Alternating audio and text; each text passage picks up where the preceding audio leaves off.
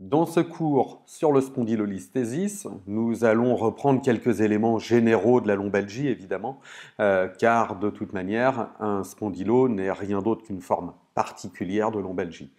Du coup, il y aura un abord relativement général de l'examen clinique de la lombalgie et de points qui vont être spécifiques au spondylo. Nous allons envisager évidemment toute la partie éthiopathogénie, comprendre finalement un peu l'origine réelle de ce spondylo, quels sont les facteurs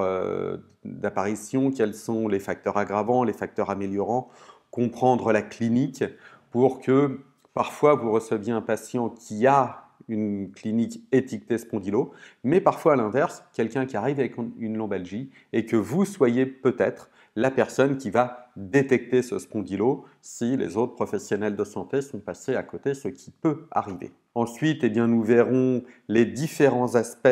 de la prise en charge du spondylo avec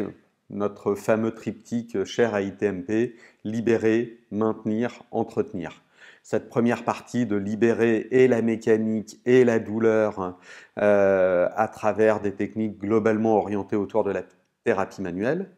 mais aussi des techniques ensuite de renforcement musculaire, de travail actif,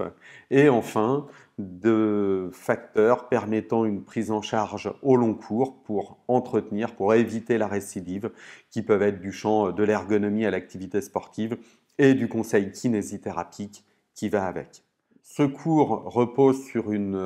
littérature assez riche et un certain nombre d'articles qui permet de d'étayer le propos et d'orienter notre rééducation dans la bonne direction et de pouvoir utiliser les différents modèles de rééducation ou de chirurgie et de comprendre quelle est la meilleure technique ou le conseil que nous pourrons donner à notre patient afin qu'il puisse avoir la prise en charge la plus efficace possible